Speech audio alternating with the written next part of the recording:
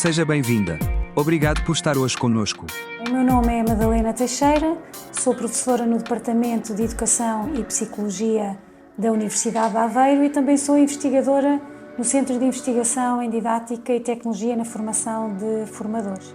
Portanto, toda a minha área, desde o início, tem estado sempre vocacionada com a formação de professores e com os cursos ligados ao ensino. Pode começar por nos contar um pouco sobre a sua experiência e conhecimento na IA e como se interessou por integrar a IA na sua atividade profissional. O meu interesse pelo uso de ferramentas de inteligência artificial surgiu por mais do que uma razão. A primeira está relacionada com uma curiosidade, sobretudo provocada pelos meios de comunicação, que divulgaram que era algo que seria muito mau, de alguma forma, sobretudo na área da educação, porque os computadores iam começar a fazer todo o trabalho dos alunos. E então, para eu realmente verificar se era efetivamente assim que acontecia ou não, eu também tive que ir saber, eu também tive que ir ver. Porque sendo professora, e se os alunos iam começar a ter os trabalhos feitos por alguém que afinal nem era humano, eu tinha que perceber como é que esses trabalhos poderiam ser feitos ou não, e então tive que me interessar também por isso. A outra razão foi mais de natureza pessoal, porque houve um boom tão grande, e ainda continua a haver, não é? Tantas coisas são ditas que eu tive curiosidade, obviamente, em ir ver como é que funcionava. Em que tarefas relacionadas com o ensino usa a IA? O que a motivou a escolher estas ferramentas ou abordagens específicas? Algumas das tarefas em que eu utilizo ferramentas de inteligência artificial prendem-se com... olha, uma delas, posso dar o exemplo, é o feedback real, quase no momento. Um dos aspectos que é trabalhado nas aulas de didática do português está relacionado com o ensino da escrita, por exemplo. E às vezes acontece os nossos alunos também terem dificuldades com a escrita. Ora, para eles ensinarem, eles têm de saber primeiro para depois poderem ensinar. Como eu tenho turmas que são relativamente grandes, considerando as unidades curriculares que são relacionadas muito com a área da didática, por vezes nem sempre é fácil, na mesma aula, conseguir chegar a todos os alunos. Então eu digo-lhes, vocês utilizem o ChatGPT, por exemplo, ou a Magic School, também faz esse tipo de tarefas, para dar feedback relativamente à vossa expressão escrita. Outra tarefa que eu também posso dar como exemplo, nem é tanto com os alunos, mas é comigo mesma, portanto é quase um assistente de discussão, porque por vezes nós temos determinadas ideias e nem sempre é fácil discutir essas ideias com colegas, não porque os colegas não estejam disponíveis, porque estão, mas todos nós temos as nossas agendas e às vezes o meu horário de trabalho é um horário que já é fora do horário laboral, por assim dizer, à noite. Então eu discuto muitas coisas com o ChatGPT, às vezes até me zango e ele pede muita desculpa, quase que há aqui uma humanização da máquina, mas o que é certo é que às vezes nós temos assim umas conversas muito interessantes que parece um diálogo entre duas pessoas, quando na realidade uma delas não é uma pessoa, é uma máquina, que às vezes, curiosamente, a ferramenta diz-me isso: olha, eu não sou um humano. Pronto, eu rio-me sozinha e lá continuamos a nossa conversa. O que a motivou para começar a integrar a IA nas suas práticas de ensino? Existia algum problema ou oportunidade, em particular, que procurou atingir? Aquilo que talvez mais me tenha motivado para integrar ferramentas de inteligência artificial nas minhas aulas, para além da minha curiosidade, foi eu não rejeitar. O que é que eu quero dizer com isto?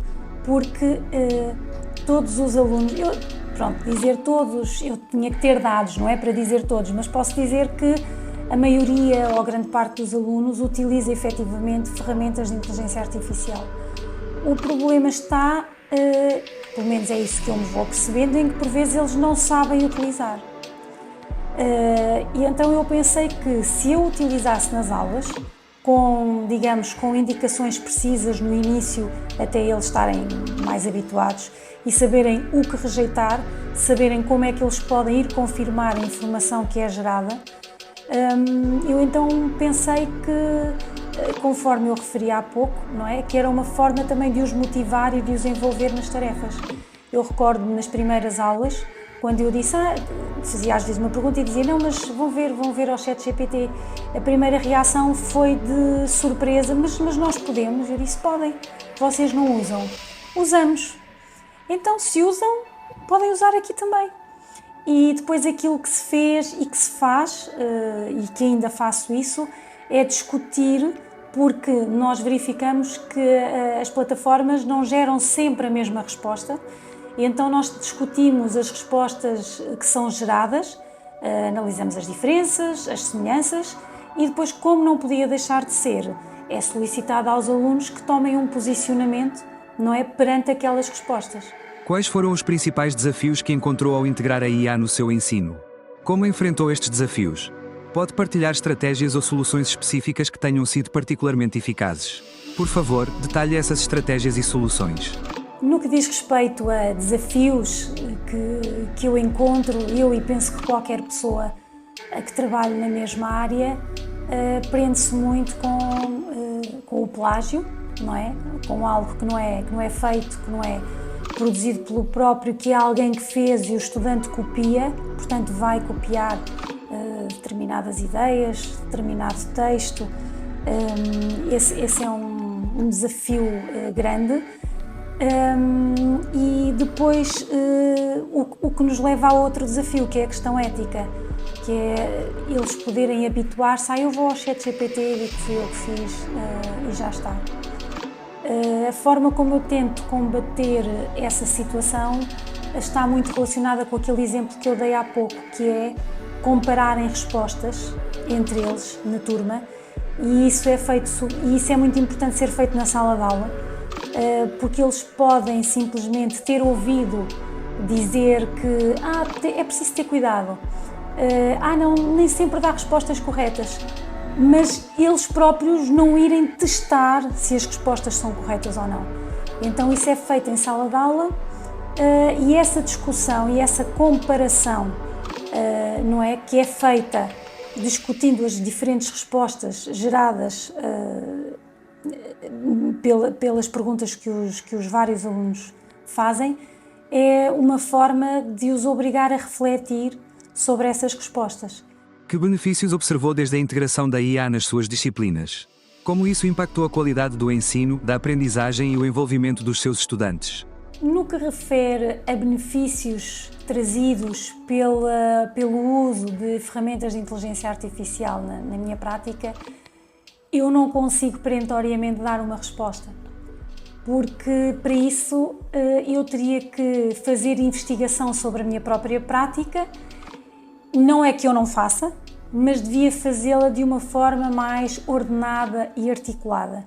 Tenciono fazer isso no futuro, mas penso que também só agora é que eu reúno também condições e já fiz ações de formação promovidas aqui pela própria universidade, ou seja, que eu reúno conhecimentos que me permitam então começar a fazer alguma investigação para eu poder com certeza avaliar se tenho benefícios ou não, não é? E que benefícios são esses e inclusivamente tentar ver que ajustes ou de que outras formas é que eu posso utilizar esse tipo de ferramentas.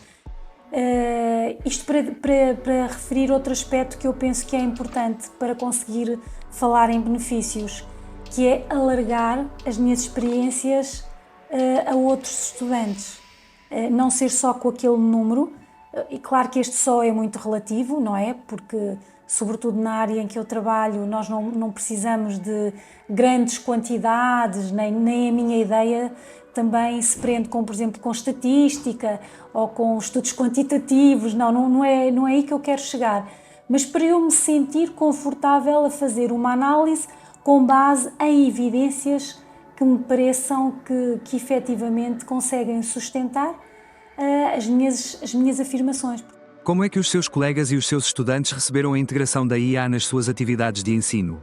Houve alguma reação ou feedback de assinalar? Geralmente os alunos reagem muito bem à integração de ferramentas de inteligência artificial. No entanto, eu noto que alguns dos alunos não sabem ainda utilizá-las. Quando eu digo não sabem, não me refiro a não saber escrever uma pergunta. E uma pergunta do género, olha, analisa este texto. Mas é que o analisar este texto é muito vago. Portanto, quando eu não... Isso diga, uma razão pela qual eu digo que os alunos ainda não usam muito bem. A outra razão prende-se com o facto de eles ainda precisarem de desenvolver mais a sua capacidade de pensamento crítico, de raciocínio, para não absorverem logo de imediato a primeira resposta que é gerada pela plataforma. Que desafios éticos prevê com o uso crescente da IA na educação? Como equilibrar os benefícios da IA com riscos potenciais, como o plágio, os preconceitos ou a desinformação? Existem princípios éticos específicos que devem orientar a adoção da IA no ensino e na aprendizagem? A minha principal preocupação prende-se ainda com outro aspecto. É que, para além da questão do plágio e da ética, que são aspectos de veras importantes, há um outro que me preocupa, que é o facto do uso destas ferramentas poder contribuir para alguma preguiça mental, digamos assim, de alguns alunos. Eu digo de alguns porque há aqueles que percebem como é que estas coisas funcionam e, portanto, eles combatem isso, não querem ficar dependentes de uma ferramenta. Por outro lado, é criar alguma preguiça, mas que seja, eu não sei se chamo preguiça mental ou se, de alguma forma, esta situação pode afetar algum desenvolvimento cognitivo, até das próprias pessoas. Olhando para o futuro, que desenvolvimentos ou tendências futuras prevê para a integração da IA na educação em ciências sociais? Como planeia melhorar a utilização da IA no seu ensino? A meu ver, o uso da inteligência artificial vai ter um papel muito importante na educação. Não como diz o Bill Gates, que pensa que as profissões de professor e médico irão desaparecer com o uso de inteligência artificial. Isso até pode vir a acontecer neste momento. Eu digo que não acontecerá.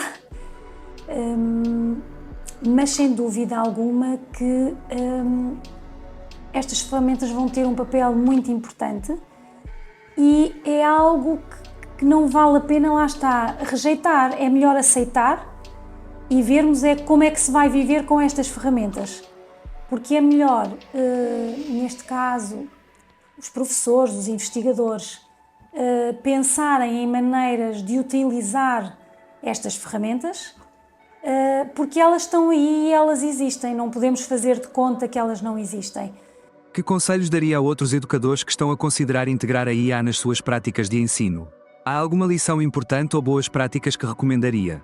É sem dúvida fundamental o professor, juntamente com os seus alunos, treiná-los a desenvolverem o seu pensamento, ou seja, a forma como eles olham para aquilo que é gerado, ou seja, para a informação que é gerada pela plataforma, e eles saberem ser críticos, não aceitarem só porque a ferramenta respondeu. O melhor conselho ou sugestão que eu posso dar, sem dúvida alguma, é, digamos, a comunidade educativa aceitar que a inteligência artificial veio para ficar. Não vai embora, não vai regredir, não vai voltar atrás. E portanto, tendo em conta esta ideia ou esta premissa, aquilo que há a fazer é ver como é que nós vamos utilizar esta ferramenta a nosso favor. Há mais alguma coisa que gostaria de partilhar sobre sua experiência com o IA na educação? Algum conselho final? As ferramentas de inteligência artificial são umas parceiras dos professores. Elas podem ser vistas como parceiras dos professores, contribuem de forma positiva para que o professor possa ganhar tempo para pensar em atividades mais motivadoras, mais envolventes para os seus alunos. Refiro-me, por exemplo, ao feedback da escrita, que sempre com reflexão crítica, usar estas ferramentas sempre com ética, e pensarem que o professor não vai ser substituído. É impossível, pelo menos à data de hoje. Antes, pelo contrário, o papel do professor é fundamental no uso destas ferramentas para que ele possa mediar o uso cuidado e avisado destas ferramentas